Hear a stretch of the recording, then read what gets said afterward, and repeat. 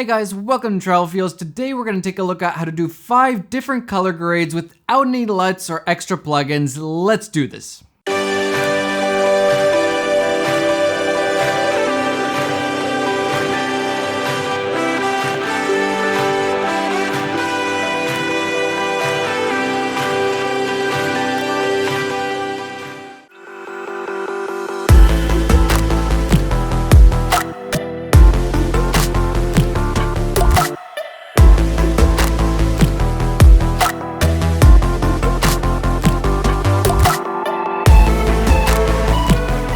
So we all know how important color grading is. It's so important, I couldn't stress it enough. Next to filming, it's probably one of the most important things, especially nowadays when you're shooting in log or a flat profile. The video clips just don't look all that good without any color correction or color grading. So you really need to practice color grading to make your films better. For me, when I'm color grading, I pretty much always start with a LUT, which is basically just a fancy word for a preset in the video world.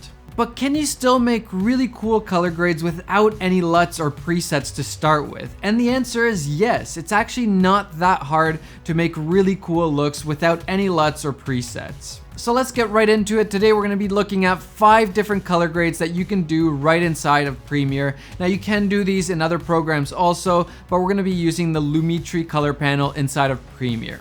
So we have this little edit. I filmed it a couple months ago. It's some test footage with the C200. Back then my wife was still pregnant actually, and now the little guy is screaming over there in the next room. Dad life, am I right? And right off the bat, these clips look like garbage. I filmed them in C-Log, so they're super flat, no contrast, no saturation. They just don't look very good straight out of the camera. And that's done on purpose. I filmed them in log on purpose so I could color grade them in post and just have all that information to play around with. Kind of like a raw photo versus JPEG, but a little bit different. But a log profile does hold way more information than normal video clips. So first off, we're just gonna add some contrast and we're gonna bring down the blacks and the shadows to kind of balance out the image a little bit. And I'm really just looking at the waveform and making sure I'm not really crushing the blacks, but I have a good amount of contrast in the footage.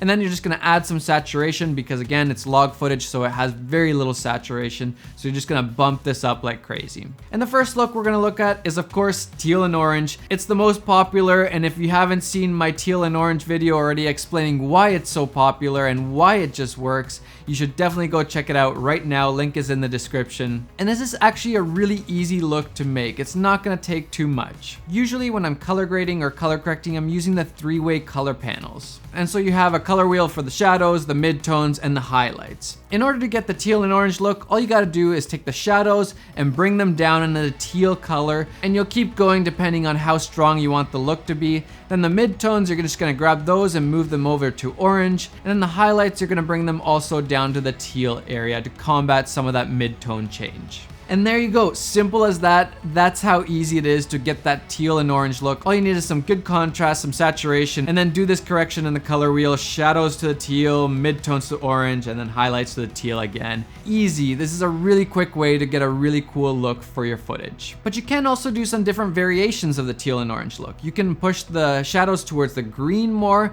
and then the midtones towards red a little bit more, and then again the highlights towards the green. And this is gonna give you a little bit of a different look. Or what you could do is push the shadows more into the blue area, and then the midtones into the yellow, and then the highlights again to the blue. And again, this is going to be a little bit of a different look from the teal and orange, but it's in the same family of looks. You're just changing up the colors just a little bit. But it's still using the fact that our skin tones are orange, and then we're using the complementary color of orange, which is teal. And that's why teal and orange works. Next, we're going to look at black and white. This is super easy. So we have our clips here, and we're just going to bring down the saturation all the way to 0. Boom, black and white, easy as that. Now, you do want to fiddle around with exposure a lot in black and white. Because there's no colors, it really matters where the exposure levels are. So what the contrast is, where the midtones are, where the highlights, where the shadows are. So you really want to be tweaking these a lot when you're doing black and white. Usually for my black and white, I like a healthy amount of contrast, but then for the highlights, I like to roll them off using the curves tool. This gives it a little bit of a different look, and it also gets rid of some of that digital look that you really easily get in black and white, I find. But another popular look that a lot of people do is this low contrast look. And it's really easy. All you do is go into the curves and then you just lift up the shadows, make this curve, and then you drop the highlights. That's how simple it is to get that low contrast look where you have those raised shadows and then you have those dropped highlights. It's a really cool look. I think it's more of a vintage vibe. And let's check out what it looks like if we do that same thing with the teal and orange look. So we have the teal and orange look here, but we're gonna add this curves adjustment to it to raise the shadows, and then we're gonna drop the highlights.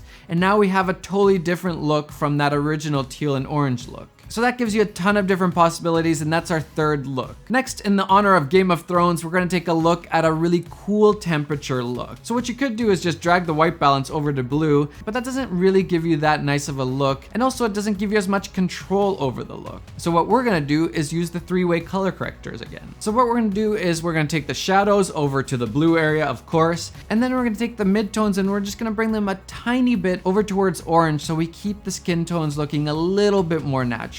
And then we're just gonna take the highlights and bring them way over to blue again. And then depending on how cold or how blue you want it to look, you can just keep going and bring these more and more over to the blues. That's it, super easy, a nice Game of Thrones cool look. Winter is coming, use this in your films. And then lastly, we're gonna take a look at a warm color grade. And here, all we're gonna do is bring the shadows over towards the red-orange area, and then we're gonna take the midtones, bring them to the same area, and the highlights also to the same area. And you're just playing around with the different levels a little bit to get it just right. You don't wanna go too far with the look, but depending on what kind of color grade you're going for, you could really take it to the extreme or just make it really subtle. So there we go, we have the cool look and the warm look. So that's literally how easy it is to get really cool looks in Premiere or After Effects or Final Cut or whatever program you're using. You actually don't need any presets or any extra plugins if you don't want them. And I actually highly recommend you trying this out, even if it's just for practice, but it really teaches you about color correcting and color grading and how colors work, and those small little changes make a really big deal. And practicing is really the only way you're gonna get really good at color grading. Remember also that you can combine these looks. So for example, if you want a teal and orange look, but you want it to be a little bit more cool, then use those same principles and bring the color wheels a little bit further into the blues. Or the opposite, if you want them to be more warm, then bring back some of those blues and add more orange to the midtones. Or you can bring different contrasts like that low contrast look and just have an infinite amount of different combinations that you can do of your looks. Now, all that being said, I still highly recommend that you start off with a preset or LUT. It really speeds up the process and really helps you get to a nice starting point where then you can go and start tweaking the look from there. That's why I sell the Cine LUTs pack, the presets down below, and I also made Lightroom presets because it's just so much quicker and so much easier to start off with a preset or LUT. And thankfully, LUTs work in pretty much all programs, so they're really easy to just buy some LUTs and then you can use them in any program, anytime you're editing, and just have a really nice starting point to your footage. So if you don't have any presets for your videos, check out the Cine LUTs down below, or if you want to do the same for photos, I have the TF Lightroom presets down below. Check those out. So there we go, 5 really cool color grades that you can do super easily straight in Premiere without any LUTs or presets or any extra plugins. You don't need to spend any more money if you don't want to. Guys, I hope you learned something in this video. Hit that like button, subscribe to the channel, and guys, enjoy the filmmaking process and go get some of those travel feels.